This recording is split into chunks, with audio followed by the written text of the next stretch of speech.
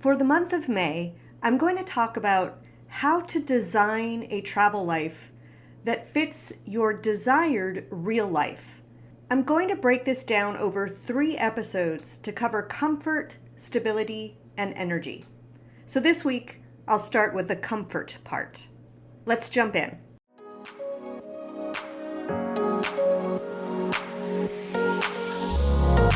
Welcome to How to Travel Full-Time, the podcast that helps you turn your dream of full-time travel into a realistic and sustainable lifestyle. I'm your host, certified professional coach, TEDx speaker, and New York Times featured travel lifestyle strategist, Heather Markel. I'm excited to get you motivated and going with tips, real-life stories, and strategies from someone who's been living the lifestyle since 2018. Let's jump in.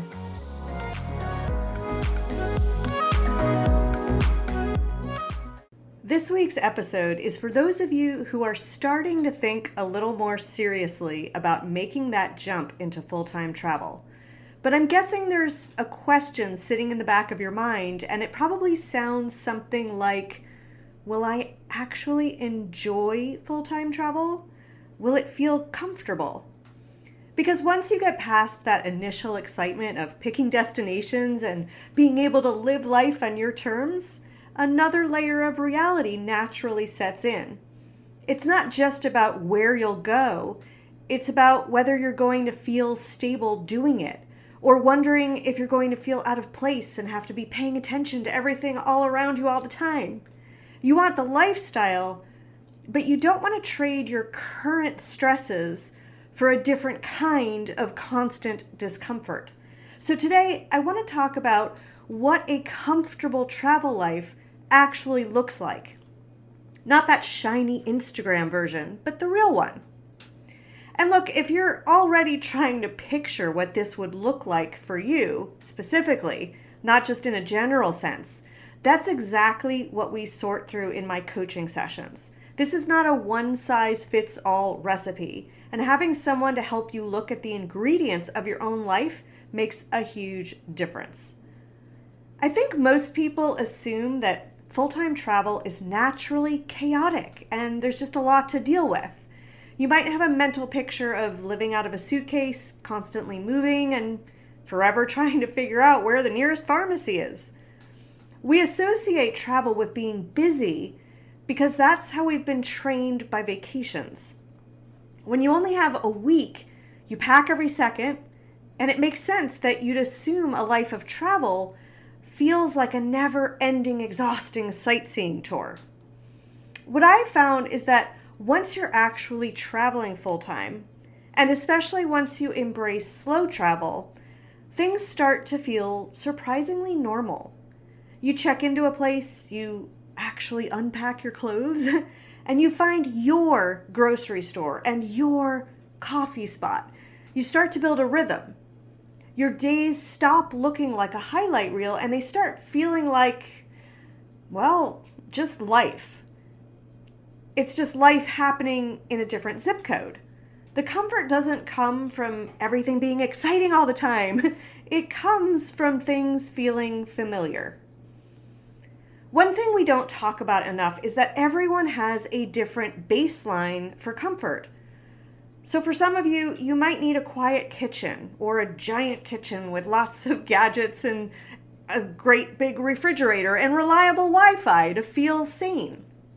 For other people, comfort might mean being in a social hostel environment or having a huge variety of things to do.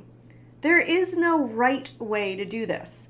But if you don't stop to think about what you need to feel okay day to day, well, you might end up designing a life that looks great on Instagram, but feels terrible in your body.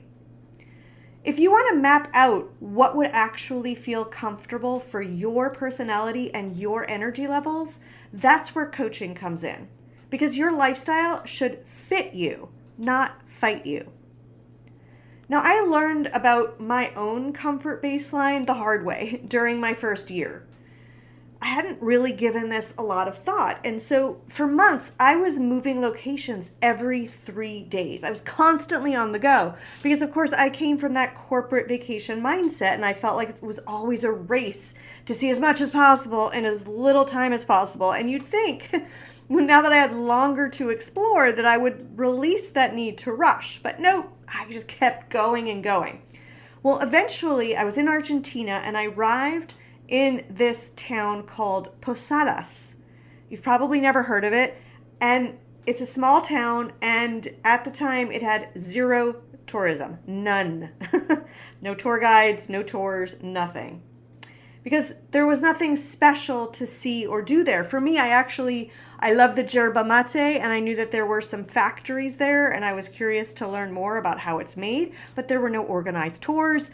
It was just something that I was going to try to figure out to do on my own. So really, I go to this place with nothing to do, and I made my usual 3-day reservation.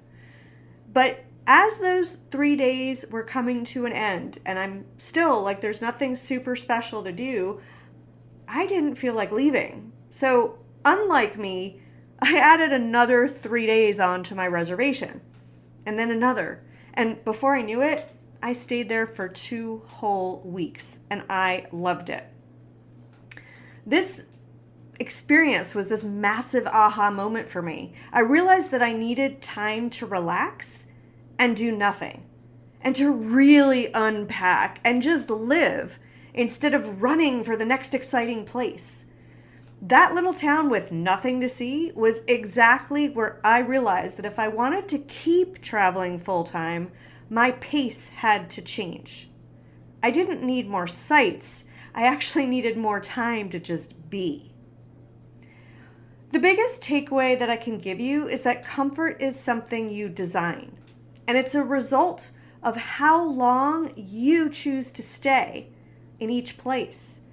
The types of homes that you pick to stay in, or hotels or hostels that are right for you. And it's about figuring out what you expect from your days. And the answers to those questions are, of course, different for each one of us. And if you travel for a long time, those could also change. So it's important to constantly stay in touch with that. But when these choices line up with who you actually are, this lifestyle can feel much more stable than most people expect. If you're trying to figure out what your specific version of this would look like, then coaching is that grounded way to think it through. We won't make it overwhelming, we'll just make it realistic. You can find all the details about that in the show notes. Full-time travel does not have to be extreme or uncomfortable to be meaningful. It can just be your life, tailored to fit you better. Next week, I'm going to dive into how to create stability while you're on the move so you don't feel like everything is constantly in flux. I'll talk to you then. Have a great week.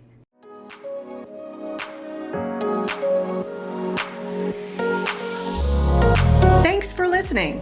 If you're ready to start living the full-time travel lifestyle, or you're already doing it and you want to make it last longer, I'd like to invite you to the Full-Time Travel Academy.